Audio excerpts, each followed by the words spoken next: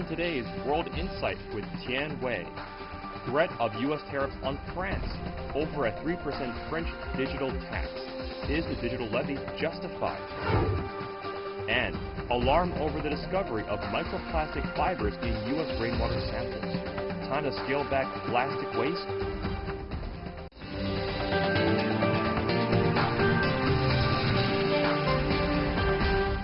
And here's our host, Tian Wei. Hello and welcome to World Insight, coming to you live on CGTN from Beijing. We begin today's program with a potential target of U.S. tariffs, France. On Monday, American tech giants voiced support for trade retaliation against France following a new tax imposed on them. Paris says internet companies have not been paying their fair share, while Washington thinks the new law unfairly targets American firms. So what could help ward off a spat over digital tax? Before we ask our panelists from both sides of the argument, take a look at this first. The French government approving a new digital tax on tech giants. C'est Amazon, Facebook, Apple et Google, Christophe. Providing evidence to the so-called 301 investigation, representatives from Amazon, Google, and Facebook, plus several industry associations, testified before the U.S. Trade Representative on Monday about France's new digital tax. Amazon says the 3% tax is harmful and discriminatory. The online retail giant said it will have to raise the fees third-party sellers based in France pay by a corresponding 3%. The USTR will evaluate the comments from U.S. businesses and make a decision about what they may do in response. When French President Emmanuel Macron signed the law last month, President Trump threatened to tax French wine in retaliation. They should not have done it, so I may do that. I've always liked American wines better than French wines, even though I don't drink wine. But French officials say this has nothing to do with targeting American companies. That's not the case. We are not willing to target the American companies. We are just willing to have a fair and efficient taxation of digital activities. They say companies that sell digital products have been taking advantage of loopholes in an outdated tax system, and it's time to level the playing field. France is not alone in pushing for a digital levy. Britain is set to follow with a similar measure next year. Paris says it aims to fix the issue through multilateral negotiations at the OECD. Later this month at the G7, France will push for a global tax on digital services.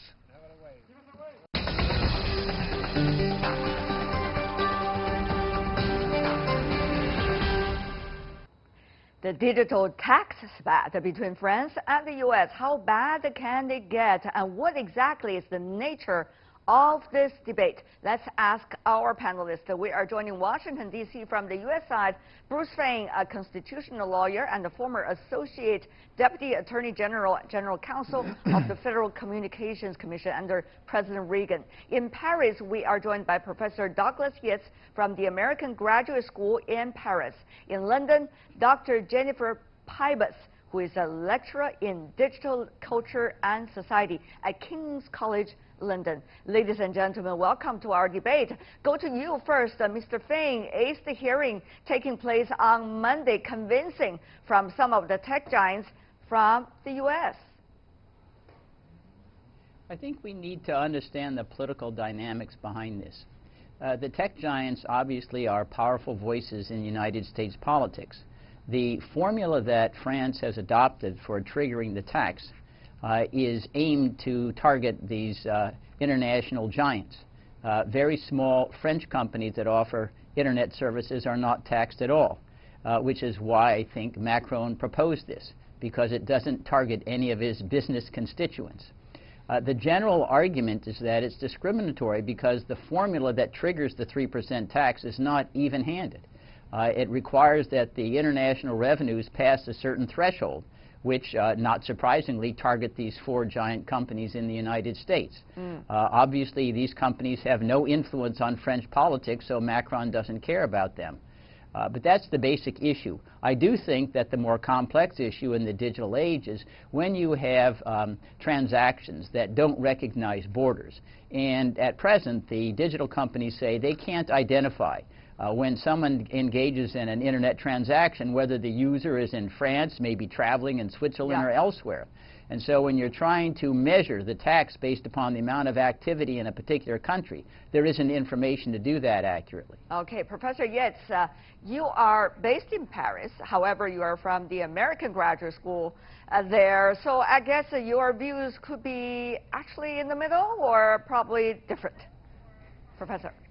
Well, you can place me in the middle. That would be fair. Well, it's up to you as to where you want to stand, not me to place you where you want to stand. Go ahead, sir. Well, I certainly think that it's time that the very large digital giants who are occupying a larger share of the economy begin to contribute to the public welfare through paying taxation. And these companies often headquarter themselves in low-tax states in Europe, states like Ireland, and yet they generate most of their revenue in wealthy states like France or Germany or Italy. So on one hand, I think it's good to impose a tax on them. Whether that's 3% or whether there's a threshold, I think that could be negotiated. That's what talking is about. That's what having dialogue is about. Now, although I'm American, I'm very discouraged by President Trump, who, if he's trying to protect American companies, is shooting himself in the foot. I consider a 100% tax on French wine ineffective. It's not going to change French behavior, and stupid. Okay. It's like his wall. It's like his wall for trying to stop immigrants. If he taxes French wine 100%, what does that do for all of the other countries in the world that don't make French wine, that also want to tax? Gotcha. Over there, your opinions. Let me go to Ms. Pybus. Of course, we're not talking just about France. We're also talking about other countries such as Spain and Britain. And so there is a series of discussions going on in the European continent about this. Tell us exactly to the Europeans, what is the nature of the discussion? I would say that there's two issues. So on the one hand, if we're just looking at the taxation issue and these large companies, that the fact that France has done this, I think it signals to a lot of countries that, you know, we need to take into consideration that 7 of the 10 biggest economic companies in the world are tech companies who don't really need to pay taxes or have very easy ways of avoiding them. If we look at these 4 bigger companies, if we think about Google, their advertising revenue last year was over $136 billion. If you look at Facebook, their advertising revenue last year was $36 billion. And the way in which they accrue this revenue isn't just through the company, but if you look at the internet and look behind every single website that exists out there, you will see trackers of Facebook and Google and Amazon there getting data from the users of these different sites. So the fact that as users, we are providing the revenue for all of these companies, I think it's reasonable for government to want to take some percentage of this money back and bring it back into the country. In terms of Trump, however, I mean, the Republicans haven't typically aligned themselves with the tech industry, so I don't see it as a conspiracy there or from that perspective. But I think for Trump, he has a protectionist agenda, so the fact that these are American companies, he wants to be seen as being strong for America. And I think he's also looking ahead for his future re-election, and in his mind, confrontation is good for election. I see.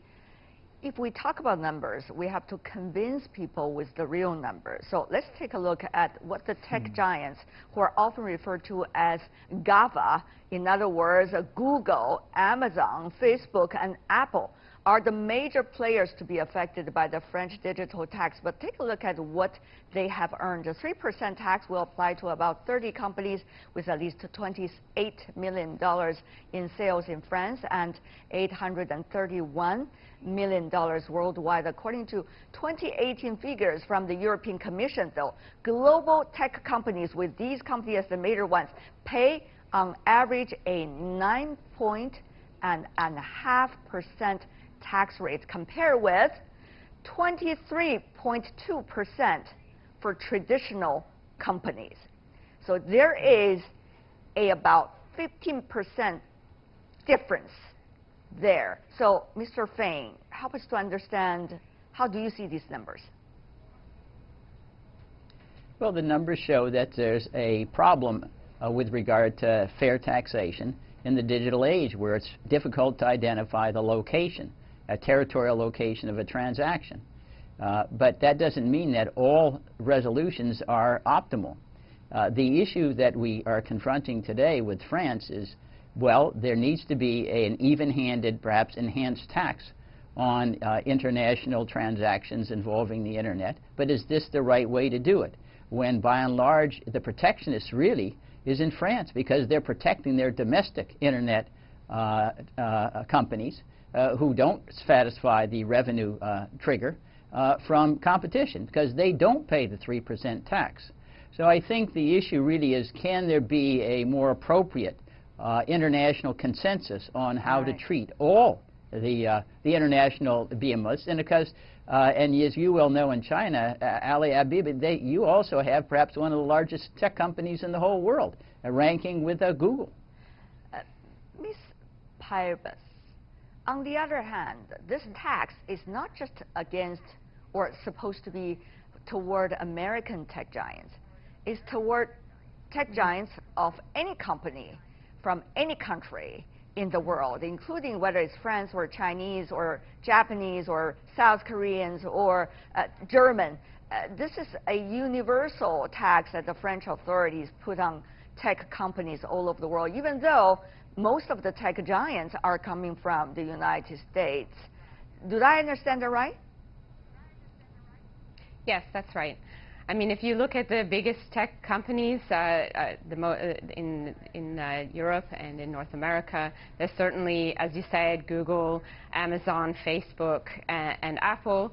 But of those 7 largest companies, we also have Tencent and Alibaba. So certainly some of the Chinese companies are put into that category, among other larger economies. But I think for France, when they're looking at this, they're looking at, you know, if Google is working in their country, you know, these companies are there, and like any other, if you're making a profit, then you need to pay a percentage back in tax. That certainly works for the companies that are working in the country. It works for the individuals that work in that country. But then things get very difficult when you have a digital company that is sort of moving between, because there is no border for the digital. And therefore, Mr. Fain, if I could briefly invite your opinion before I go to Professor Yates, that is this a good and healthy start of discussions, at least, or push for discussions among governments about tax rates toward tech companies all over the world? As we have mentioned, there is almost a 15% tax difference between traditional firms and tech giants.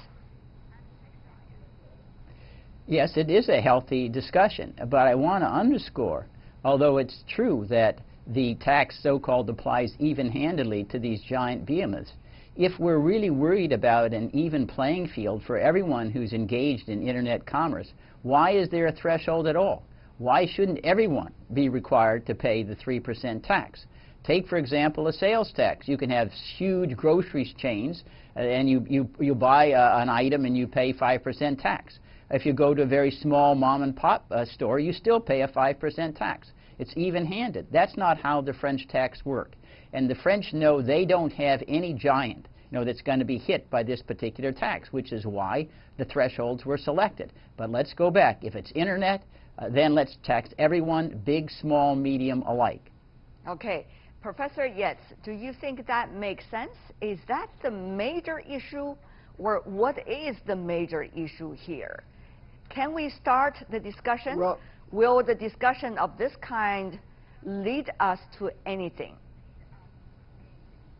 Well, certainly removing the threshold would test the validity of that argument.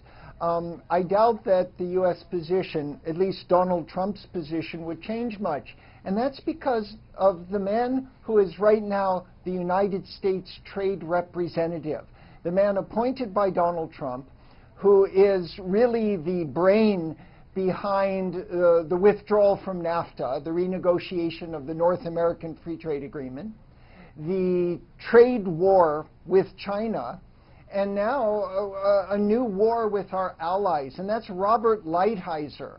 And this man is ideologically the mastermind of American trade protectionism.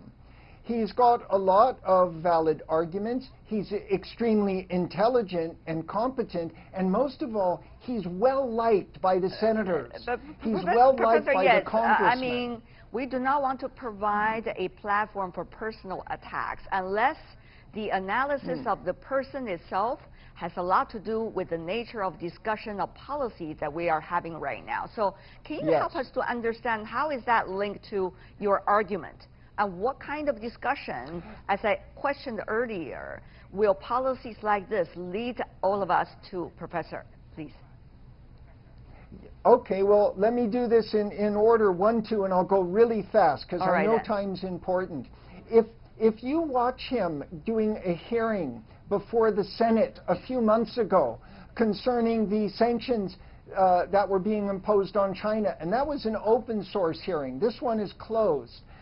You would see senators coming from wine districts in the Napa Valley complaining about Canadian wine. And so I don't think it's coincidental that Donald Trump, who doesn't, of course, drink wine, would have chosen to target wine, because that's building a coalition in Congress to support this trade representative. Now, what happens when you get a trade war? A trade war is like a mud fight. And fairly soon, everyone's got mud on him. I see. A 3% tax on GAFA, 100% tax on wine. Fairly soon, you have a disruption in world trade that is knocking 5% off GDP, off world GDP. Got you. Got you. I think got the your consequence. Point. Yeah, you explained it well. Thank you, sir.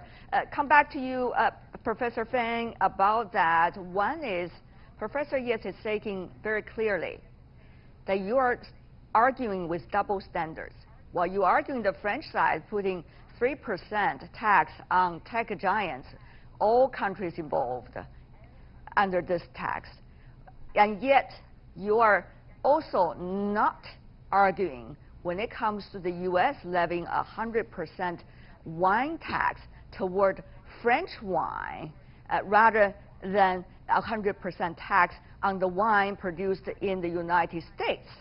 So it's interesting. Well, I never addressed that. It's interesting, according to Professor Yates, at least, what you're saying right now, and it's certainly a sign of protectionism when you have 100% tax on a product coming from one country. Go ahead, sir. Well, I never addressed the retaliatory tariff proposal, which I don't support. So you ascribe to me an opinion that I never voiced. Sometimes you need to threaten retaliation in order to prevent a protectionist element from coming. Could you help us to understand why you didn't support that? I don't support it because I think the best approach here is to try to push down trade barriers rather than to increase them. And 100% is wildly disproportionate to a 3% tax. It's not calculated to try to have a tit for tat, but to drop a nuclear bomb in response to throwing a hand grenade. That doesn't make any sense to me. All right. But I want to go back to point to there's domestic politics in France, too. It's just not domestic politics in the United States with wine producers. And I have no doubt, even not living in Paris, that these smaller Internet companies figured they're being crushed by the Internet giants. Hey, isn't this a way we can gain some measure of competitive advantage of them by having a 3% tax that they have to pay and not us? Domestic politics is the same everywhere. All right. Ms. Pybus, here's the difficult question for you after the other two gentlemen spoken already. So here's two issues, I guess, they are addressing. One is the free trade issue. That's one thing. The other is about politics involved in trade. Now, the free trade issue is vis-a-vis protectionism, of course, that people have been talking about. So where does this incident lead us to the discussion about these two parts? Ms. Pybus. I mean, in terms of what's going on right now, I would be kind of looking at this as the beginning of an agenda that surely Trump is setting out with Europe. Because we don't forget that actually in November there's fear that there's going to be another 25% levy against the auto trade in Germany and France as well. And so, and many people are saying right now that Europe is a new target for trade war with the United States.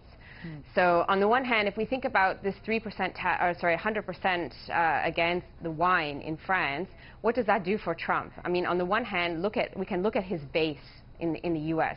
Many of the people that are going to vote for Trump don't drink wine. They don't care about wine, and this is not going to be an issue for them. It's not going to impact on them, even if the price increases. So for him, this is a safe political decision that will, one, demonstrate him as a strong protectionist. Two, will signal to his base that he wants to put America first, whatever this means. And three is trying to situate himself in terms of getting re-election. And for him, confrontation, whether it's with China, now with Europe, even with Canada, because I'm Canadian, this has always worked, well, in his mind is working well, and certainly has helped to secure his political base in the United States. So I think that on the one hand, there's a kind of political agenda that he has with this, which is about himself, as many things are, and then there's a kind of larger global trade war concern that the other two gentlemen have also been talking about and indicating. Thank you very much, Dr. Pybus. But before we go, I do want to have the other two gentlemen, since they are based in Paris and in Washington, to shed some light for us about the genuine nature about what should be the obligations of tech giants around the world. After all, they are the ones that been profiting and also paying much less tax than traditional firms. And after all, they are the ones most active in selling personal data of their users to different parts of the world for profits. So let me have a brief and yet concise answer from both of you, from the business perspective and certainly from the legal perspective. Mr. Fain. Well, I think they have to pay their fair share. Maybe it means that they have to be more discriminating in gathering information so you can calculate more readily a proportion of their business revenues that you can tie to a particular country. That's how it does with international taxation. If you're taxing a huge company that has business operations in many different countries of the world, yet they have a single profit center, you try to allocate the profits based upon the number of employees, the amount of revenues, their business presence in each of the countries. It's more difficult to do in an internet age because you don't necessarily know the location of where your customer is. But I do think that the goal ought to be to drive down trade barriers. I will note that when Herbert Hoover was president, he signed the Smoot-Hawley tariff that created a protectionist measure that makes Donald Trump look like he's a free trader. Herbert Hoover was crushed in the next presidential election against Mr. Roosevelt. So protectionism isn't always a successful political card in the United States. We'll see. What about the United States now? Professor Yates, your final words also about the same question. What about a genuine discussion about what should be the obligations of tech giants around the world, or tech companies around the world? Yeah, so I think that these companies need to operate globally, and generating profit is going to inspire them to continue to innovate, to continue to reach out to consumers. So I don't think we want to kill the goose that lays the golden egg. And I think some of the world's great economists have been trying to find a way of creating global taxes for things like poverty alleviation, for things like our energy transition. Okay. There are public goods, public commons, and perhaps a global flat tax that could go towards these needs would avoid the nationalism inherent in protectionism and in taxing other people's All right, goods. we got 30 seconds left for you, Ms. Piper, since you talked earlier already about it a bit. But before we go, also final words from you, Dr. Piper. I would say that given the fact that the entire economic engine of these companies is predicated on the selling of our data, of everyone else's data, there needs to be some kind of regulation for these companies. We have no idea how any of that data is being used. We have all of these issues around political advertising that have now crept up all over the world around fake news. There needs to be some accountability, and there absolutely needs to be some way of taxing these companies so that some of the revenue comes back to the people that they're harvesting the data from. We'll see how the debate would evolve in the days, weeks, and certainly probably years ahead. For now, I want to thank the three of you coming from different perspectives, but certainly sharing your insights with us. Jennifer Pybus, Douglas Yates, last but not least, Bruce Fain. Thank you so much, ladies and gentlemen. Thank you. And you're watching World Insight with me, Tian Wei. Still to come on our live program. Alarm over the discovery of microplastic fibers in U.S. rainwater samples. Time to scale back plastic waste all over the world. Is that the most important question? Let's coming up the debate after this break.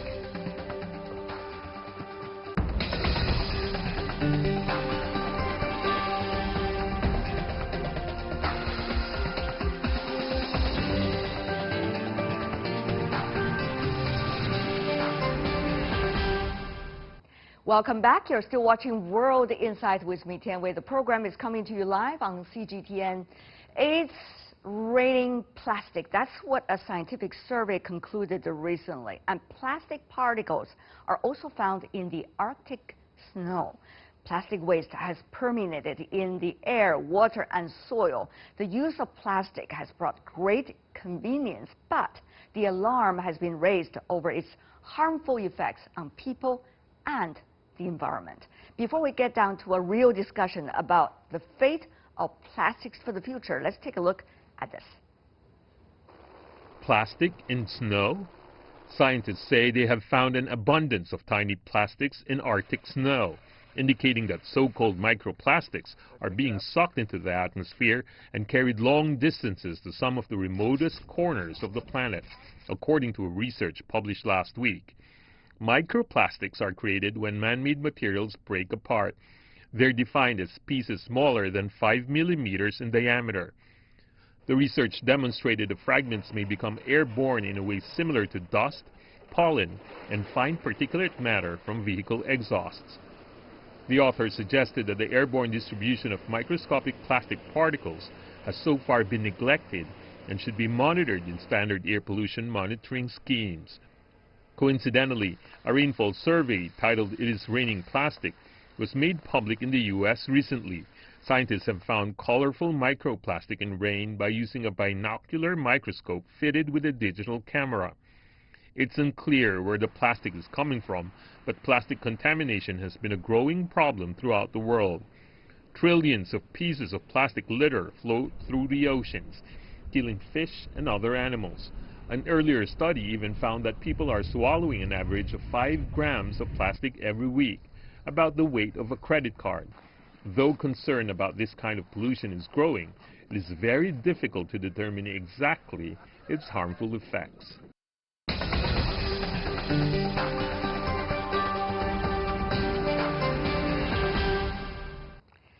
A big sigh over the footages we played earlier about the waste of plastics everywhere in our lives and in the world.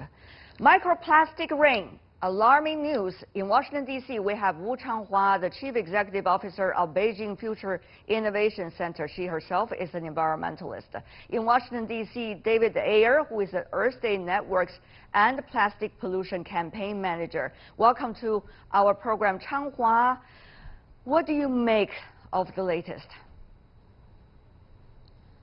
It sounds another alarm that we now face another global challenge, and microplastic or plastic waste is already ubiquitous everywhere, and it really calls for another round of global attention. And calling for policymakers, business community, and from the consumer community, consumers ourselves, we need to take actions, pay attention to this, and hopefully we'll be able to find the solutions and fundamentally solve this challenge. Right. If you look at where is the plastic, the widespread use of plastic won't change anytime soon. About 300 million tons of plastic are made and thrown away every year. More than 90% of plastic waste is not recycled, and as it slowly degrades, it breaks into smaller and smaller pieces.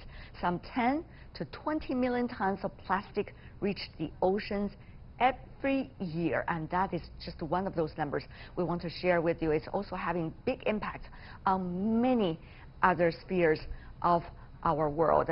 Want to go to you, David, about that too. Is there a way that we can turn back the clock and be able to deal with it? Well, to be honest, one of the things that really needs to happen, and you said how much plastic is used, we really do need to change that.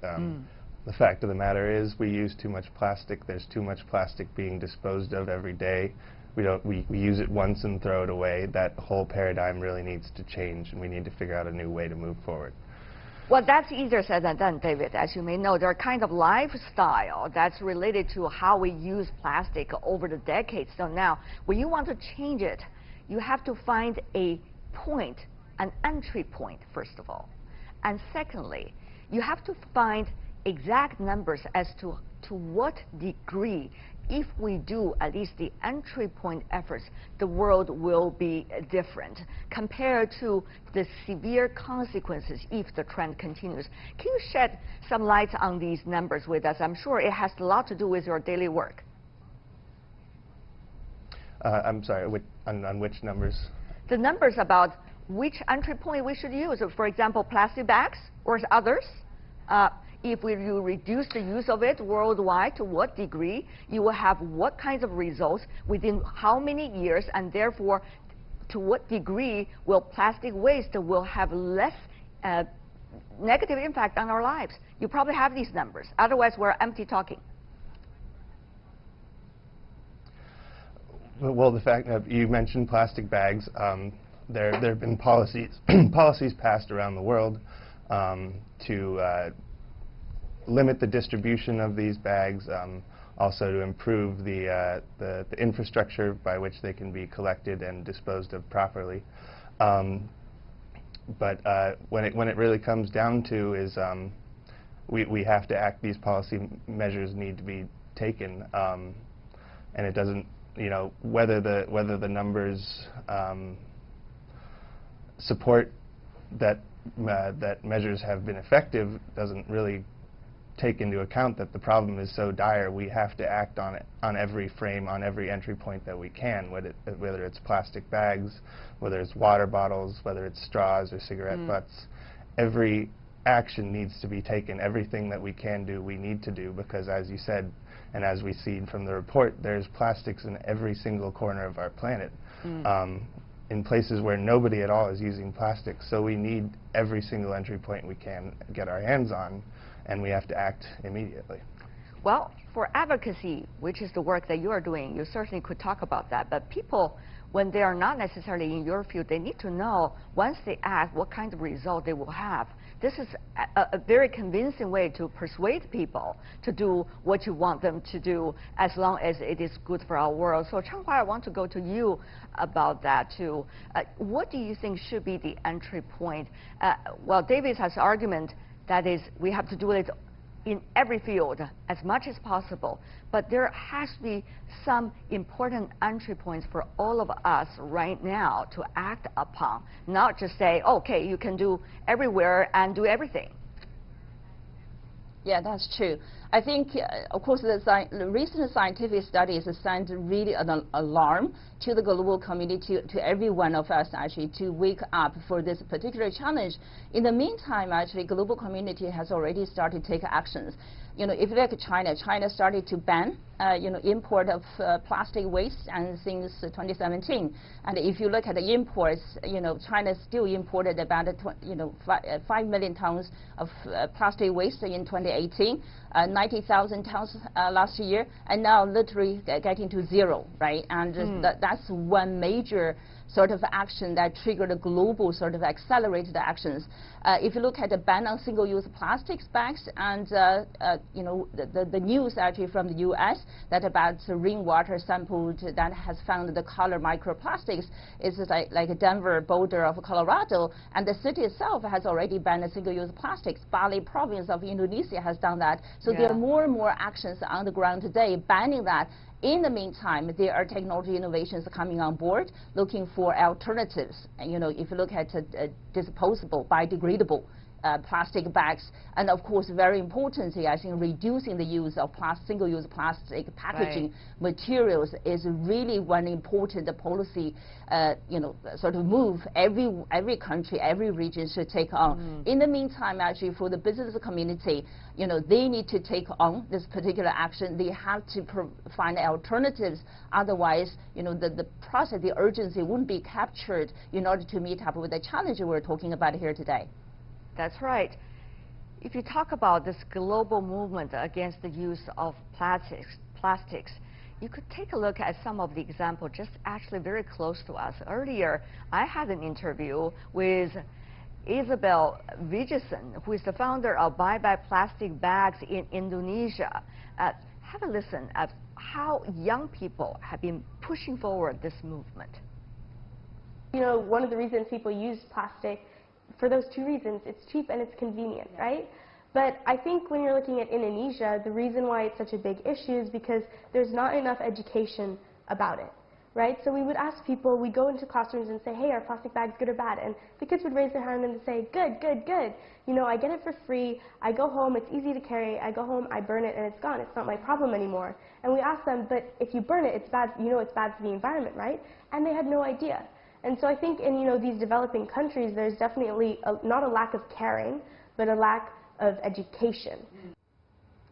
So you see what Isabel had been saying, that's about educational campaign and also movement in developing countries. But the question, it's not just about developing countries. David, I have to go to you about that, because it is earlier practice of developed economies export waste of plastics to the developing countries. Now, developing countries are saying, no, no, no, we don't want it anymore. Don't push it to us anymore. So it seems that the lifestyle and the practices of daily life has to change in some of the most important and biggest developed economies. Yes, I agree. And after, as was mentioned, after China cut its acceptable imports, the developed world started sending its plastic to other places, and then recent international treaties have made more regulations on what can and can't be shipped and what type of consent needs to be made by the receiving countries. And I think that's a good step in the right direction. It forces the developed world to reckon with this problem that it's created and actually deal with the plastic pollution that they are creating, the plastic waste that they are producing every day, and actually figure out how to cut down on producing that amount of waste. And the waste that you do produce, you have to dispose of it and get rid of it in the most environmentally friendly way possible. Changhua, the other question really is whether the world is really working on innovations to degrade, for example, plastics, and also be able to produce items or things that would replace plastic as the basic material. How far are we in those innovations? Innovation definitely is happening. I think we started to witness that all around the world from both developed and developing countries. But I have to say, actually, the progress, the effort definitely is not matching up with the challenge today. That's why, on a daily basis, we're still using single-use plastic bags, and we're burning them or landfill them, or even many of them still end up in the ocean.